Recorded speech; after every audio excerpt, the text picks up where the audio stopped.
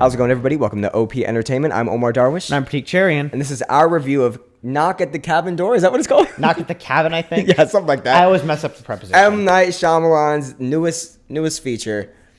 He's a hit or miss director. We're gonna go spoiler free on this. Yeah. The only thing I will say is this movie. This is like the first. Spoiler, that is not a spoiler at all. Saying that there's definitely a spoiler. Go again. We'll start over. Go again. That's a spoiler. Okay, fine. Let's just keep going. I might keep. We'll start. No. I'll cut it. I'll cut it. I'll figure out a way. We're gonna start over. All right, fine. How's it going, everybody? Welcome to OP Entertainment. I'm Omar Darwish. I'm Pratik Cherian. And this is our review of Knock at the Cabin.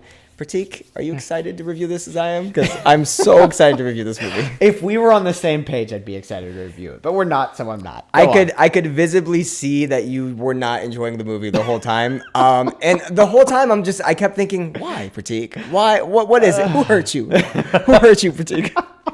Do you want to start with the good? Can I start with the good? Because I have my good. Please, because I enjoyed this movie overall. This movie is the best acting performance that Dave Bautista has ever put on screen. Yeah. He is, in my... There's a good minute, 30 seconds in Blade Runner 2049 that might disagree with you. But yes, outside of that, this is for sure the best he's been. Go on. Man, you completely... I wanted to make a joke about Denis Villeneuve. You completely knocked me Good. off. Good. All right, no. I would say he's the best part of this movie to me. I think that the level of... His character has layers as far as being able to show a lot of care and empathy and compassion while at the same time being menacing and charismatic and serious. And he portrays those layers in a way that I did not think he was capable of. For sure. Yeah, and I think that I don't know how many actors could actually do that, like outside of your top tier actors. I think it's hard to convey that that presence that he brings and be as gifted as an actor, which is weird to say with Dave Bautista in the same sentence. You're right. He brings a unique quality to that role that good on M. Night and whoever cast that, because that was bravo. Yeah, absolutely. I'll say this. I definitely, as much as I love Bautista in this, which is weird, he wasn't my favorite part of the movie. The best part of the movie is the family and the dynamic between the family and their relationship. Okay, because I'm curious, is it the family you don't like, or is it the dialogue? Because that is a little thing that this movie has that is a little bit of an issue. If we're going to go into what else did you like about this movie? I like the kid who plays Wen. I thought that's one where, yes, I did not, especially at the beginning of the movie, I didn't like her dialogue. I was like, whoever wrote this has never heard a kid talk.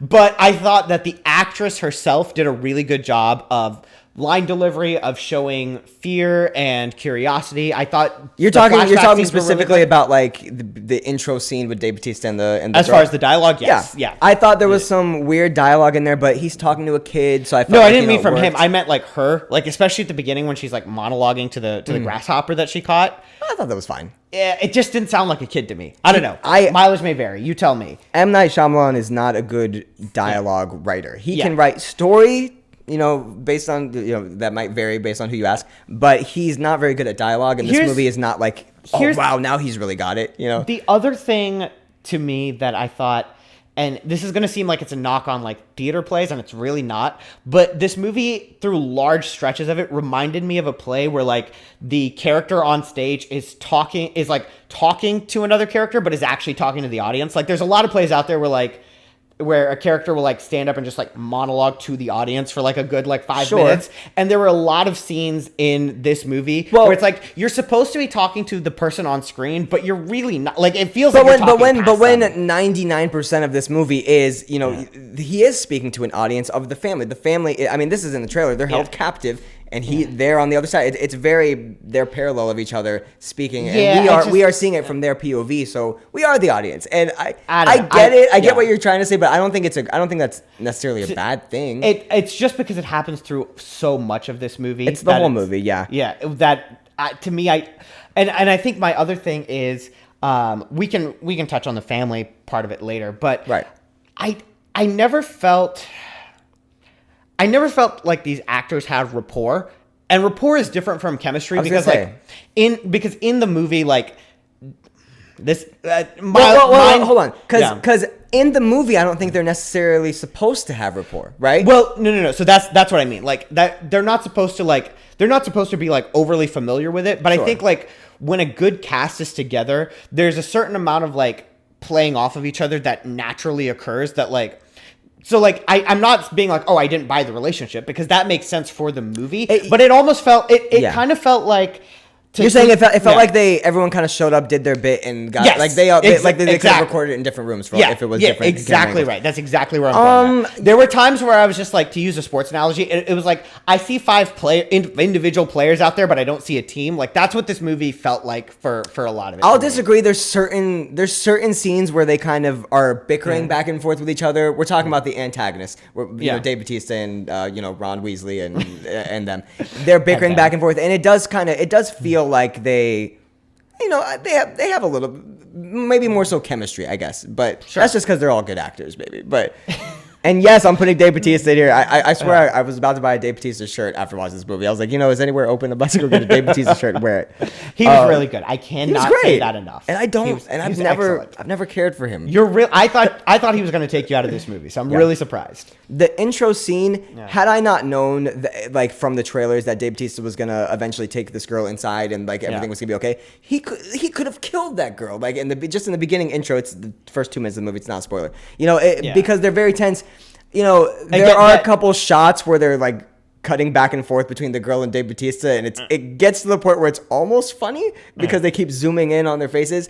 And that kind of also goes into this, not the cinematography, how would I say this? Just there's certain like camera shots in this movie where it's like someone should be at the focal point, like in like it'll be like a landscape. Someone should usually be in the center, and they're like to the bottom right or something. Like just very interesting like choices, and I thought it made the movie feel very unique. Like if I see a still frame from this movie, I'll be like, oh, that's from Knock at the Cabin.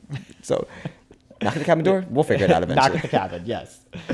All right, Pratik, you've been holding back. Just let it out. What did you hate? What did you hate? Like I said, I hated the dialogue, the characters. I think to me, the entire movie hinges on the relationship of this family, and I think that's the thing that you bought and I didn't. I loved it from beginning to the very last moment. Incredible. I just never believed that these characters had a relationship. Before. See, I like did. They felt like people who had just shown up. Like at first I almost agreed with you because the first like flashback they set up, I'm like, oh, are we just gonna keep doing flashbacks and that's how we're gonna get to like know each what other vehicle are you gonna use? But I don't know. I felt for that. I felt like I liked their relationship. I never felt the chemistry. I never felt any romance between them. It felt like it didn't go out of its way to be romantic, sure, but like the circumstances. But when so much of the movie hinges on like, oh, this family loves each other, I should feel that. And again, the same way where with the antagonist, I felt like these are kind of actors like all like doing their lines and in a room by themselves. It kind of felt that way with them too. See, and like I said, that's where your mileage varies. That's what the movie's going to hinge on. But for me, I didn't buy it. I didn't feel it. I didn't like the chemistry. Yeah. Okay, I disagree with literally everything. I know. I loved the family. The family was. I have one gripe with this movie, and it's the dialogue. And the dialogue wasn't even so bad. It wasn't even that. It's not Last Airbender, M Night. Okay, maybe it's because I hold M Night very low to a very low bar because his dialogue sucks. But like, it's not even like The Village or like it's decent. And nobody has too long of a monologue. They cut to the next person pretty quickly. I felt like personally. I was falling asleep in the middle of some monologues. There's some pacing issues a little bit, but even for me, who's like, come on, let's get this going. It didn't feel like an hour 40. It did feel like 2 hours. I'll give it that. It felt like maybe 2:15. I was checking my watch so much. I'm like, where are we? But I enjoyed it. It's not like this is a franchise. We're gonna get a bunch of Knock at the Cabin Door movies. We might watch a green like that tomorrow. But like this is our one time with it. If it's only an hour and 40 minutes, if they want to let us sit in it, it's contemplative. I want you to think about what's happening. Oh, my only issue with that is they don't give you enough before they are like making you sit with the contemplation. It's not, and then they kind of like give you a lot all at once for okay. This is a very minor gripe, but okay. A lot of this movie features news clips, which is in the trailer, so that's not a spoiler. none of those like news clips felt or sounded like I've seen YouTube like news clip things that was were more an convincing. infomercial that was perfect. Yes, all I'll say. The infomercial acting was amazing. Yeah, exactly. But besides infomercial aside, the rest The best writing in the movie. the dialogue. You'll was get the it when best. you see it. You'll get it when you see it. Yeah, it never felt real, and I don't know. I never felt like, Batista aside, I don't know that I really felt the sense of urgency and desperation that these characters needed to have. Especially with Batista being as big as he is, you think he would use more of his brute force, and he doesn't really do that. You know, what I mean, that's not really. But I mean, I think that's a great choice. But yeah, I don't know. I don't think the movie didn't work for me. Batista, the only thing that worked was Batista. So he's worth at least a point. I just feel like a movie like this with this kind of story, as small and big as it is at times, you really need to. I don't know. I feel like you do need to make the audience believe what is happening. Yeah. And if you didn't get that, then I could understand not enjoying this movie. For me, I think by the end of the movie, I really was like, you know what? There's a story here, and in the hands of a better director, I think it. I think I put most of the blame on the direction because I think that I think most of the choices don't work. I think that there's things that you should be able to, as a director, draw out of your actors to make this work a lot better. I feel like 9 out of 10 directors they would take this movie and we'd walk out of it and they'd be like, well, that didn't really add up to that, and there's this plot hole and that didn't really add up. This movie was very, as far as the dialogue wasn't good, the script was tight. Like, I feel like there's not much where I can be like, oh, that doesn't make sense because this was said, you know, and that's usually the case in a lot of these kinds of movies. There's a couple character choices, I think, that where I don't really buy it, but sure, that's major spoiler territory, so I'll avoid that. There's the equivalent of someone running in a horror movie and they fall and they look behind them or like, no, something like that, sure, but not even that bad. Like, there's small things, but I really enjoyed this movie. It's I'll just say it's my favorite movie of the year so far. You've seen 2 movies. It's my favorite movie of the year so far, and Ant-Man and the Wasp is gonna have to be very good to knock this out. You want to give it a score, or is there anything else you want to say? I'll give it a score. That's fine. Do you want to say anything about the allegoricalness? No. Okay. No, all I right. don't. I don't want to spoil anything. I guess if I'll say anything, I will say, to me, I thought it was heavy-handed and on the nose, and then the movie went out of its way to make sure that it was on the nose. Sure. It didn't bother me. But I see what you're saying. It didn't bother me, but it was almost like, okay, this movie isn't as clever as it thinks. It's more so it was like, and for the people in the back, who didn't get it, here we go. So like I liked it. It felt like you think the movie thought it was so clever people wouldn't get it. And so then they were just like, all right, we'll explain it at the very end, and it's just like, I don't think you need to do that. Maybe I'm just so sick of like Nolan and movies ending on these ambiguous like endings where anything could make. What do you think happened? I'm just glad that this movie ends. You know what I mean? And it has an ending.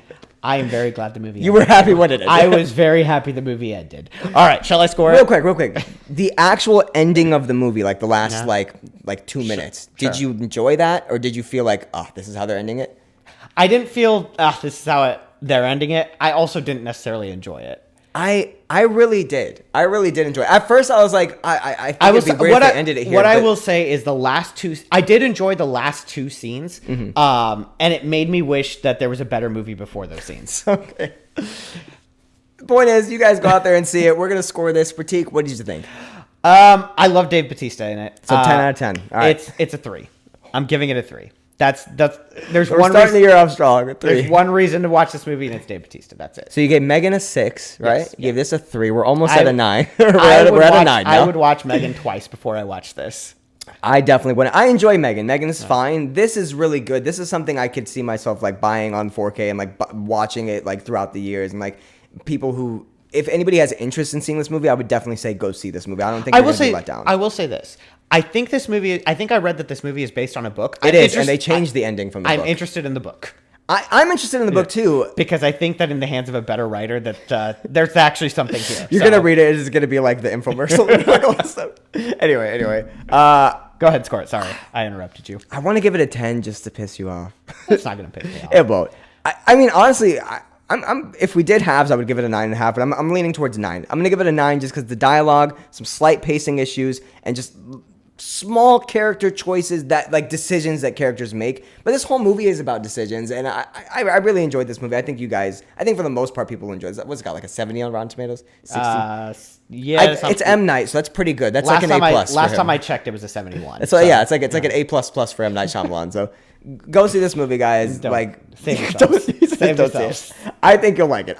Is it so? All right, this is our first. We were kind of the same on Megan. This is our first like divisive movie of the year. I enjoyed it. You didn't. Yep. All right, let's stay on track. Let's stay on this. All right. All right, we'll see you guys. See ya.